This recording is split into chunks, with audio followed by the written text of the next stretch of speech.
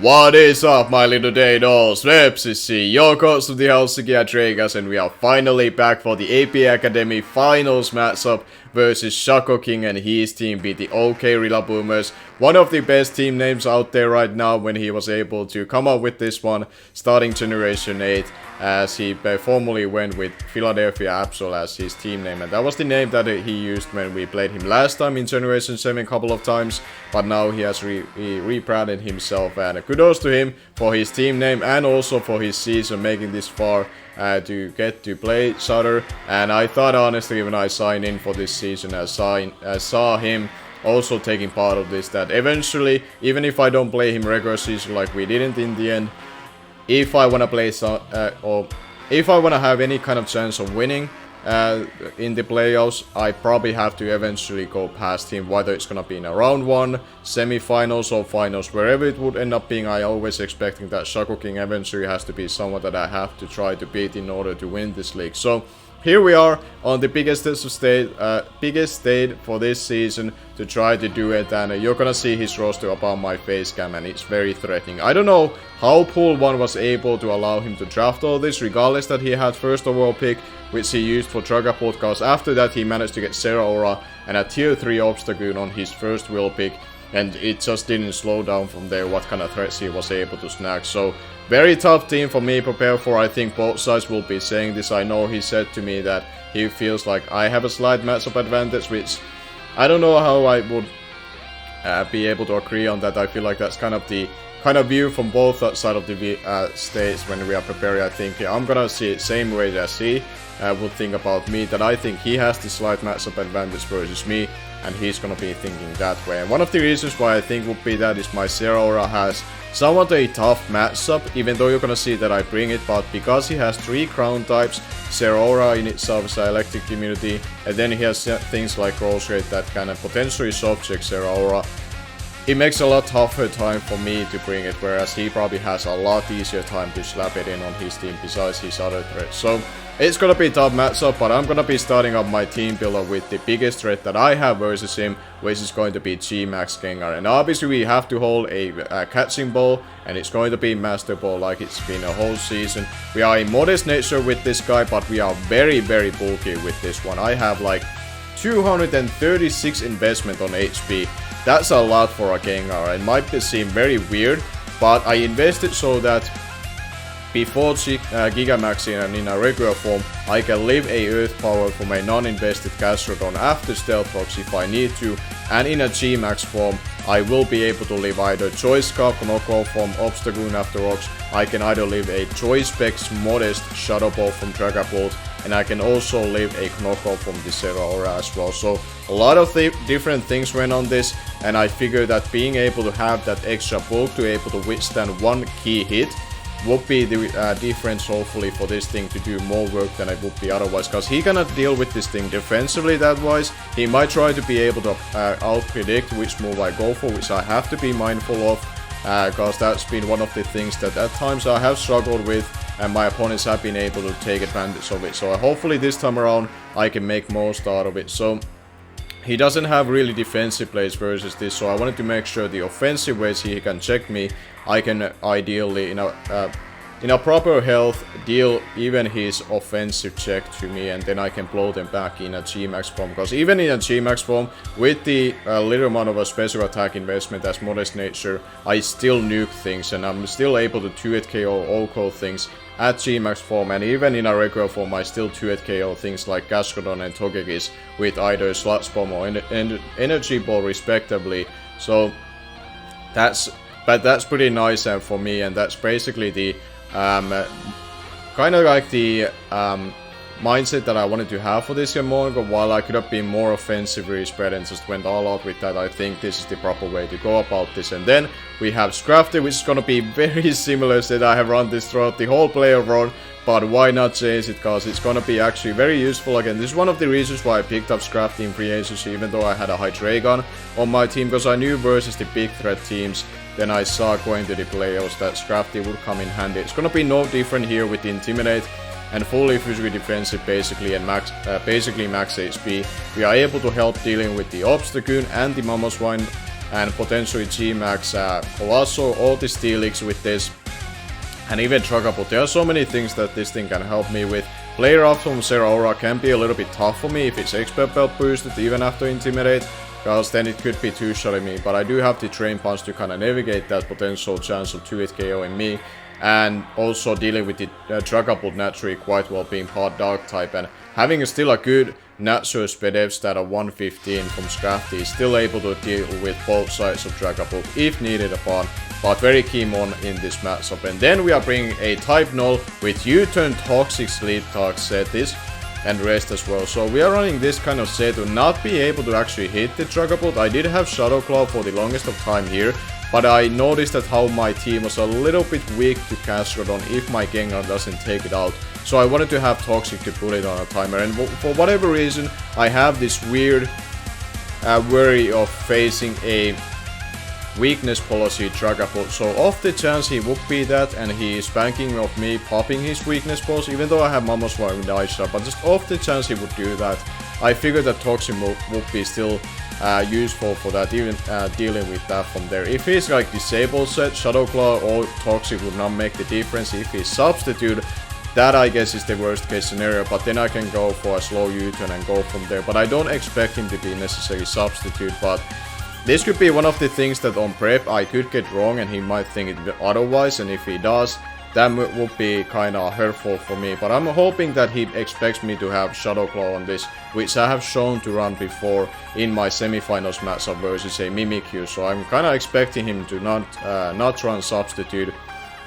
So I would like to hope that the Toxic will play out for us. Obviously it was holding Eviolite, and it's also actually mixed defensive, so it can avoid a Life Orb darts, the two-shotting me after Stealth Rocks from Dragapult, and I can take hits from Special Side really well with it too. So that's basically the Type Null. And then we are bringing a Choice Scarf Mamoswine. I'm gonna be bringing dual Scarfers on this matchup, this being the first one. And we are running basically dual stab in Icicle Crash, Earthquake. Then we have Super Power to hit the Rotom Frost and the Obstagoon. And then we also have Stealth Rocks in a niche scenario which could be useful to if I'm able to find the proper turn to get them up and force him out, cause getting Stealth Rocks up versus his potential G-Max Colossal would be huge, cause I have seen him throughout earlier this season facing a G-Max Gengar before, and he tried to utilize his Pedef Colossal as his check to that thing, and seeing that scenario happening early on this season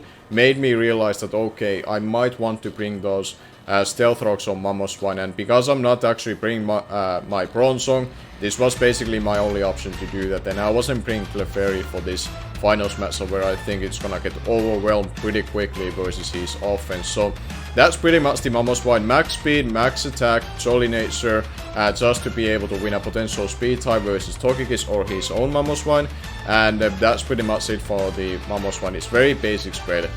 What you would expect out of it. And then we are bringing a Choice Scarf Hydreigon as well, another speed control for this team. And my hope is that once you see that my last member of the team is Zeraora, is that he ideally would not expect me to run dual Scarfers. He might think my Hydreigon will be still a Scarfer even with Zeraora.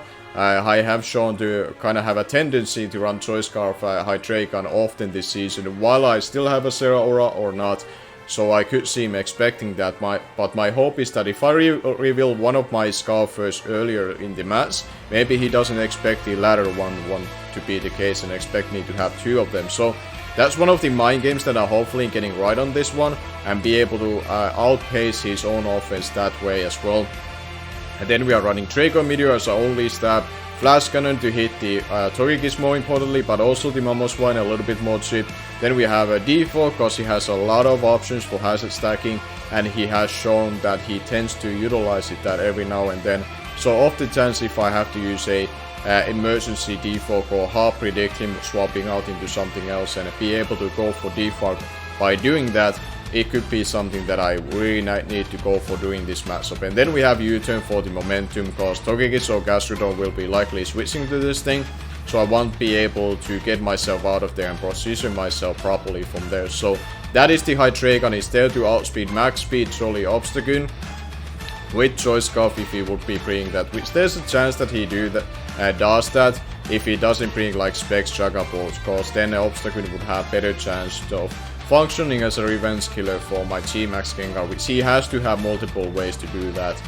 Going to this matchup from his perspective. And then we are finally bringing out Zeraora, which I'm hoping that just being it's gonna help me utilize those Choice Scarfers more effectively, where he would not expect them to be the case. And then we are running also on the Zeraora in itself a Assault Vest, because this is my like soft check to Togeki's body, my Type Null, which can also do during it having Eviolite can soft check it. But this is kind of my way to kind of sponge hits from Togeki's and also force it out and outpace it. And we have a good amount of attack investment. We are max speed solely to get a potential speed tie win versus his own Zeraora. And then we are running just Plasma Fist, Konoko, Close Combat and Blaze Kick. I cannot hit the Gastrodon too well with this set, but I expect it to be Spedef anyway. With the potential Rindo Berry as well for my Zeraora or the Gengar in itself. So I didn't expect my Zeraora to be able to beat it 1v1. So I figured that it's better just be able to hit all of the other things as much as possible. Like the Obstagoon and Mamoswine I hit with Close Combat. Knockoff hits the Dragapult and gets rid of any of the items if I need to. Plasma Fist hits the Togekick is what I really needed for. And Blaze Kick is able to hit the Rolls Rate and ideally two-shot it from there. Depending on if he's max HP, max defense, then I might not two-shot it unless I have Rock Slide. But outside of that scenario, which I haven't seen him running his Rolls Rate to be that bulky, ideally I do two-shot it with the Blaze Kick, and obviously with the Assault Vest I can take hits from it as well. So that is pretty much the team. I took a little bit more time on this. But now we're gonna be jumping into the action, how this is gonna be going for us. Hopefully we can end up on a good note, like we did in the UBL Season 4, but I would not be surprised if we lost today. And I'm okay with one of the both of the scenarios, similar what I have said in the semifinals and earlier. If I lose, I hope I don't lose to hacks. If I get outplayed or outprepped or both, I'm not gonna be too much shaming on that in itself. I have been able to have a very successful Generation 8 thus far, making to 4 finals out of 4 season, 2 which I've done off screen, and obviously the UBL Season 4 and this one have been finals as well. So I'm very proud of that already. I have 2 titles from this generation, but hopefully I can make this as a 3rd one out of that and 10th one in total. But we are gonna see how this is gonna be going, and now let's jump in and jump into the matchup and go up against Shuckleking. Alright, here we are with the battle versus Shuckleking for the APA finals.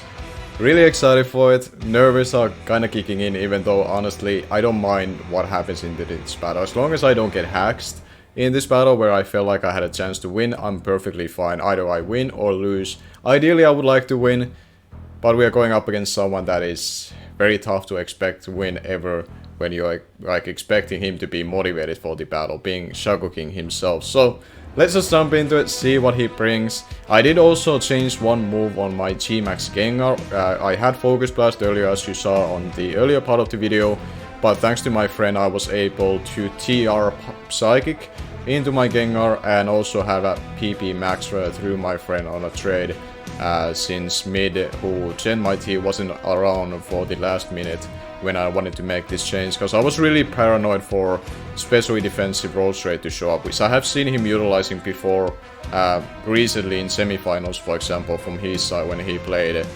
Zombie and a regular Gengar, he used Rolls Rate as a check to it. So I changed it to Psychic, hopefully I don't regret not having Focus Blast to hit Obstagoon in G-Max form and be able to hit the Colossal Rolly a little bit harder than I would be otherwise. But I think I can manage it. Like versus a Choice Scarf Obstagoon, I might prefer not even try to tank the hit unless I really have to, because I think it's better trade-off for him if he would bring a Choice Scarfer that he would do massive damage to me and then I would take his one out. I think that would be a better trade-off for him than it would be to me, so maybe I don't have to regret not having the move either way, because at that point I might just hard swap into Scrafty and preserve Gengar, even without using all of the G-Max form turns. I might just preserve Gengar at fully healthy or healthier for the later parts of the battle, because even regular Gengar does well versus him with the set that I have or the moves that I have, with Sludge Bomb hitting the Togekick if it shows up. Or the... oh, we can... okay, interesting. So post DLC we can see on the left side that what he's actually bringing. Really cool. He didn't bring the Rose Red, so now I'm already slightly regretting not having Focus Blast. He also bring the Obstagoon, Okay, a lot of things make sense. He didn't bring the Togekiss or the Mamoswine. Okay, but he bring the Obstagoon and the Zeraora. Steelix. Interesting he brought the Steelix. I wonder what that is for. He could be like a soft shank to the Gengar along with the Colossal. Okay, but regards to as a lead, Scrafty does versus everything quite well. So I do like that. Type Null would be a little bit passive lead, especially if he leads with something like a Steelix. But it would be good versus the Gastrodon. But versus Gastrodon I might just hard swap into my other thing. I might lead with my Scrafty even though it's the first one that I have here and it's not on like... I didn't lead it on a purpose thinking that it would be my lead on the layout in itself. But I'm gonna use the little time that I see on the above left face cam. Curious to see what would be his game plan with this team. But either way I think I'll lock myself into this Scrafty. Because it gives me the best optional lead. If he leads with something like a Zeraora or Obstagoon, I get at least Intimidate off on it. Hopefully the Obstagoon is not Defiant. That would be a little bit annoying, but at least I can like deal with it 1v1 and go for the Train Punch, even if that would be the case. So, let's see what he leads up with. Good luck and have fun to the Shuckleking. I did mention this already earlier as well. Okay, he lead with Steelix. So that's pretty nice for me.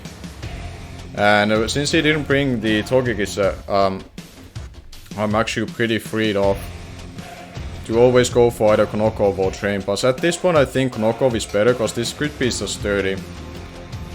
So I'd rather just go for the Knockoff, eliminate any kind of potential item that he has. And like through sturdy I couldn't kill it otherwise. But let's see. I do go for the Knockoff, remove the leftovers as he does go for the Stealth Rocks. Okay, so he valued Rocks early on. Versus me, which is fair. I do have Defog on my Hydreigon if he tries to hazard stack me further. But here I think I go for the Train Punch. And just go from there. He's fighting Resist. Well, Resist being the Trackable doesn't deal with me 1v1. So unless this thing has counter or Air Defense plus Body Press, it shouldn't be too much of an issue. Well, let's see. He does stay in. Do not have counter, Shadow King. Okay, that did way too little to really even counter to kill me. He does go for the Body Press, but this shouldn't do... Okay, it does do a good amount of damage to me, so that's slightly annoying. Okay, but I can gain some of that health back right now.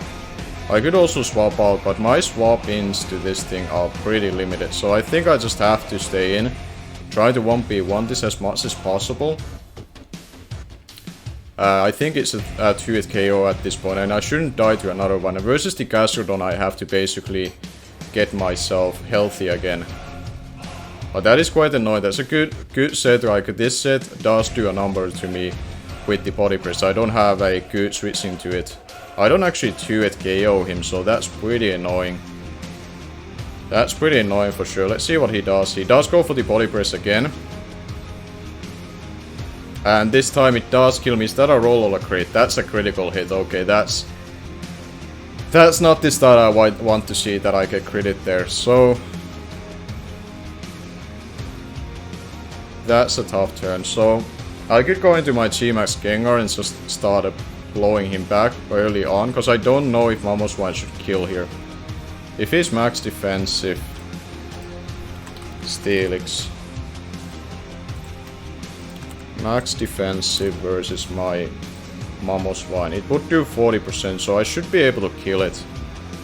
So I trust on that. I don't want to blow my G-Max form at this point, so I'm hoping that Mamoswine kills this. If I lose on our roll, there's no way, that's already below 40%. So I have to go for the Earthquake and just kill it from here, but that's really annoying. That's really annoying, cause Scrafty was really good versus him, but then again he didn't bring the Mamoswine, so... Does he have Air Balloon on something? Oh, it's the Gastrodon, okay. So he does preserve that, which is pretty solid for him. Let's see. Okay, I did a good amount.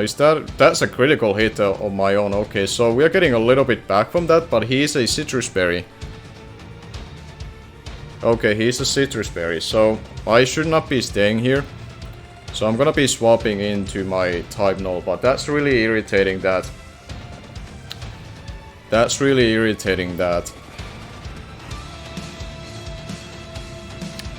Yeah, cause now I have to swap into the type null and I have to see that would he stay in or not. And if he stays in and goes for like a skull, that would be really annoying for me, but he does go for the recover. So now I could see him try to pivot out into this Steelix, so I don't know if I should call that or not. I feel like I kinda have to. I feel like he should scout me having Toxic, cause I'm going to swap out. I feel like he shouldn't risk this thing, and Steelix can do so much versus me that he stayed in. Okay, I guess he doesn't care about Toxicking or being toxicked. But I think I go into my Hydreigon and just U-turn from here. But that's really irritating that these Crafty got critical, because the Steelix should be lower health and it would have been easier for me to go from there. He does go for the Scald. Okay. At least he doesn't get the burn. So I'm gonna U-turn again and see that what he does. He could expect something else than Choice Scarf, or he could go for like a Ice Beam here. If he would be packing that, so that's really annoying. I really thought he would have scouted for the Toxic and gone to the Steelix, because that would have been putting him in a lot, like, it would have put me in a very tough spot if I allowed the Steelix come in on a Toxic, because Type Null couldn't do anything versus him, but I don't know if he predicted that or not. But me trying to be aggressive early on, or not early on, after basically I'm on a back foot, is really bad for me. Okay, he does stay in again. And we get to see does he go for Ice Beam or not, but either way, I think I have to go into Type Null again, and hopefully now I can get the Toxic off on him, but maybe at this point he predicts it, and if he does, then that's tough for me. He does go for the recover again. Part of me wants to U-turn again now, thinking that he should scout for this. But I'll go for the Toxic. Hopefully he doesn't scout this time around. No, if he does it, then I'm in a back foot. Okay, he doesn't scout for it, thank god. Okay, that helps a lot. Now I can manage this Cascadon because it's on a timer, thank god. Okay, now I don't mind what he does. If he goes for the Skull, it's whatever. I can go for a rest if I have to. He does get the burn, so now I'm basically just going for the rest here. Oh, I go for the U-turn as well. But this is a tough spot, because now if I had this Crafty alive to be able to come in on this, it would be really nice. But I couldn't even hard swap into it. But I go for the rest. The Colossal is also a bigger issue, because I lost this Crafty like that. So that is tough. I might have to predict the Steelix coming in on this turn when I rebuild the rest. Because now he's expecting the Sleep Talk on this thing, so I feel like I should be swapping out into something that wouldn't lose on this. That could match up versus the Steelix relatively well. This is a tough turn. If he goes into Steelix, what would I do at that point?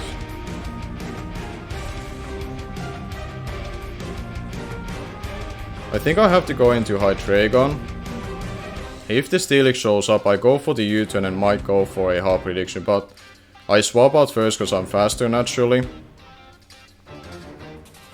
But I could see the Steelix coming in. Now I kinda hate that I don't have the Dark Pulse, but he does swap out Orbit. That's probably the Steelix, right?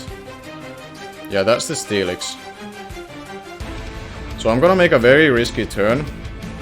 Go for the U-turn and hopefully if I go into the Gengar, I can manage this thing. I could go into something else as well that doesn't necessarily die on an initial hit. I could go into my Zeraora at that point, because he should be able to take a body press or anything. Okay, he does swap out, so me going for the U-turn plays out really well for me. That's really nice. Okay, that's really nice for me. So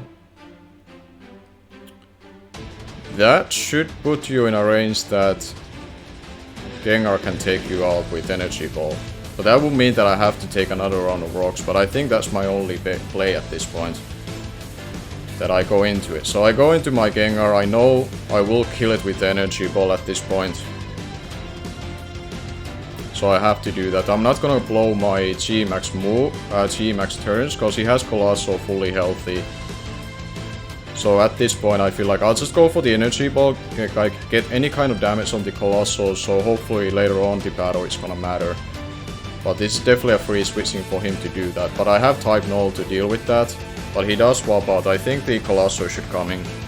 That sounds like a Colossal. Yeah, there's the Colossal. So now eventually if I can manage to get my rocks of my own up, it would be really good. Okay, I did a good chunk to him, so that's nice.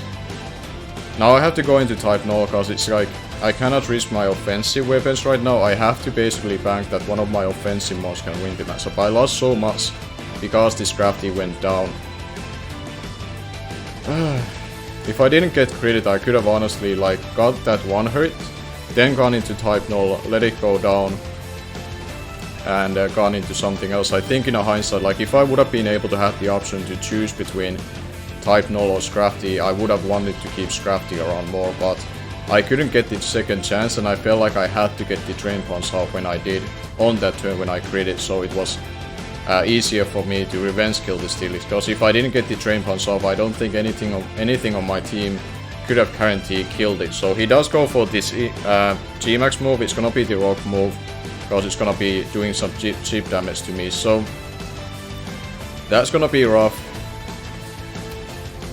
And then now he's gonna be able to do some residual damage to me, but ideally if I get a Toxic off on this, it would be really good, but if I get a U-turn, that would be really bad. So I'm gonna hope that I get the Toxic. If I get a U-turn, that could be really bad. That would be really bad if that would happen.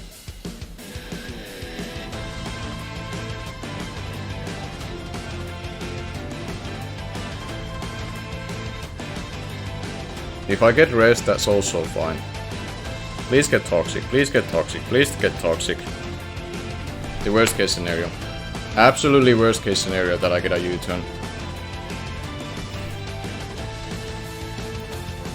I don't think I can win this matchup if I'm being honest. Something has to take a hit. It might have to be Hydreigon at this point. I'd probably rather keep Mamoswine alive.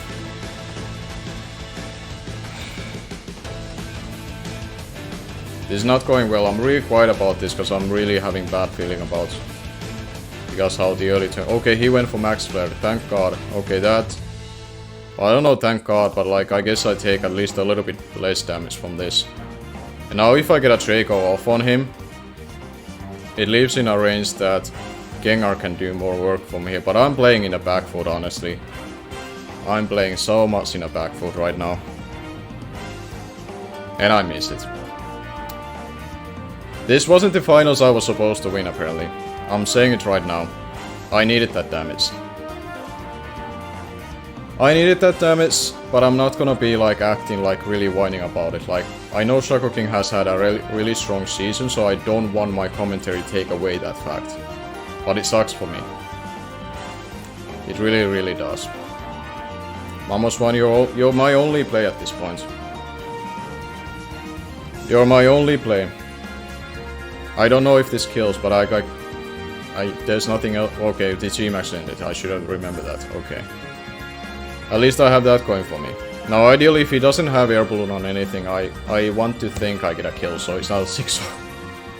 I guess that's my goal right now, being just a little bit sarcastic about this and try to be a little bit more positive about this. I don't want to be too down on this, even though I know I'm on a back foot and unless a miracle happens. Something unexpected, I don't think it's gonna work. Does he have Air Balloon? If he does, then that's yeah. He has everything going for him, the luck and that prep. By great prep, I cannot say that, but everything is going in his way. Now I have to pick a sack. Which at this point is type Null. It is type Null. I don't know if he's playing for the 6 or he's just trying to make sure that every single play is his best play. I think it's gonna be the latter one. I don't feel like... I don't know. Hopefully he's not playing for the sake of 6-0, even though he knows he has advantage over the things that has happened in this battle. He does go for the close combat. Kills me off. And now, do I go into my own Zeraora? Do I go into my own? I have to. I have to get rid of the air balloon. Earthquake Mamoswine can still do work here. But god damn it, man. I cannot distress how upset I am about the things that has happened. But I have to go for the close combat. It's a speed tie if he does have max speed on his own. But I need to get this air balloon off. If he swaps into Dragapult, I'm a Assault Vest, so I can manage that. If he sacks the Steelix, that would be fine for me. I feel like Shuckleking, you don't have to 6-0 me. He does outspeed me. That might work out for me. Well, he won the speed tie, so ideally if I kill him off here, well, I won't kill him off from who am I kidding? Ideally if I win the second speed, oh my god, was that a crit or is that actual damage? Was that actual damage? That was actual damage, thank god. Okay, I haven't done a calc for that. Okay, that's great. That's honestly great. I did get 6-0. There we go. At least that's a thing. But now I'm at -1 defense, and now I'm curious to see, like, what do you have? Well, Gastrodon can take any one hit. Like he has the championship in the back, to be honest. Now it's just like, as long as he doesn't fuck it up, basically. This is what it comes down to. Like I have 3 months left, he has 5 left. Gastrodon is fully healthy. Dragapult, I have no idea what it is. The Colossal is still alive, which he can utilize as switching to Gengar, but thankfully it's not G-Max anymore. He goes into Pete. Now, this could be Scarf, and if it is, I cannot do anything about it. I'm gonna be going for the knockoff. I'll go for the knockoff regardless. I do have a Salve, so if he's a special set, I wanna think I'll live this hit because of that. He is Choice Scarf. So me getting rid of this knockoff is nice. Actually, I don't. I forgot what health I was at. Who am I kidding? Of course he's Scarf and I was lower health.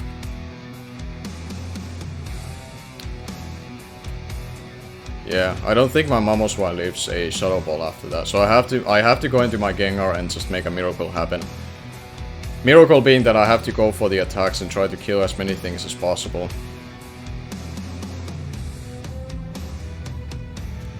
So like for him, he shouldn't stay in particularly, if I'm Choice Scarf on the other thing. If he's Choice Scarf on Obstagoon as well, there's nothing I can do about it right now. I'll hit what is in front of me, I'm not gonna overthink it, I'm not in a position to win. He might think he can kill me at this range, but I have a lot of bulk investment, so... I don't know. Choice Scarf Mamoswine for the win at this point. Because I have a lot of bulk investment, even though the rocks are up. And I have taken 2 rounds of them, I want to say I still live this. Yeah, I do tank it quite nicely, so... not that it matters, but it happened. You saw what happened. It doesn't matter, I'm not gonna be like bullshitting you about like, oh my god, I'm getting hacks on everything. No, that didn't matter. That didn't matter. Okay. So we are in this, well... I want to believe I'm still in this. I have Choice Scarf Mamoswine, anything can happen. Maybe I can crit the things that I'm not able to kill yet. And there comes the Obstagoon. Which is, if it's Scarf, then... like, this thing cleans me off if it's Scarf, and I don't have... I cannot max Overgrowth. I have to max use. I cannot weaken my own Mamoswine. Yeah, his dual Scarf is like... Mamoswine couldn't win it either anymore. That was upsetting.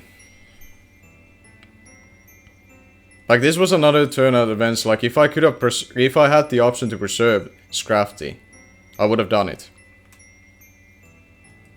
Like, I would have not stayed on the final turn versus the Steelix.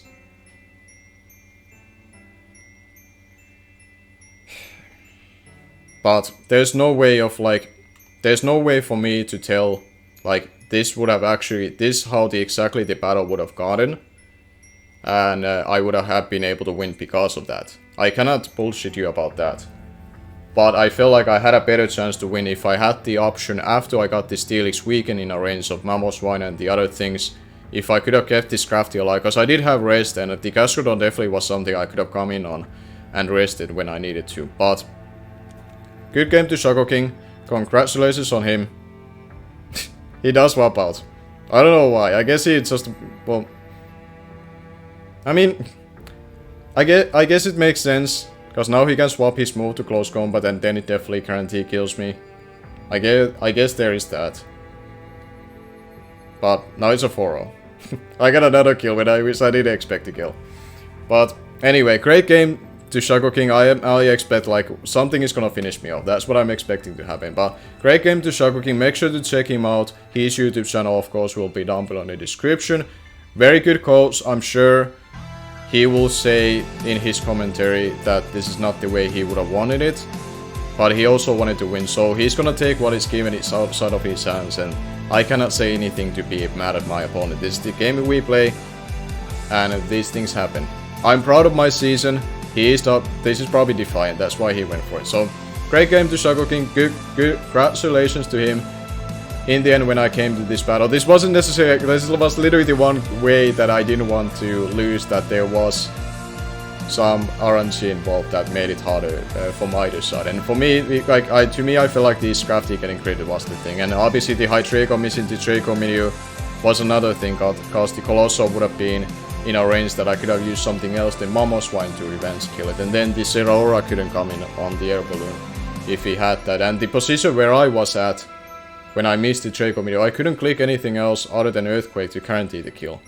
So it is what it is. Thank you all for watching it again. Make sure to check from his side. I'm sorry that if I seem upsetting and salty, I'm sorry about it, but I cannot deny that I'm a little bit upset how it turned out. I'm not upset because I lost, it's just way it did, because I feel like I had way better chance of giving him better fight. I don't know if I could have won it, I cannot guarantee you that, but I feel like I had a better chance to give a better fight. But he had a very good prep, for sure. Make sure to check that one out and check out his upcoming league content. I'm sure he's gonna be continue uploading his YouTube leagues that he's gonna be taking future part of. So you don't want to miss out on those, and make sure that you're subscribed here and like this video, and stay tuned for the future action. I will have another league immediately going, which I'm excited to announce eventually what it's going to be, and bring you the draft analysis, which that about time after DLC now is being dropped. So stay tuned for that. The draft leagues won't end here, and I'm in the end, once I get a little bit over this, I'm very proud of my season. I'm very proud of how my Generation 8 has gone.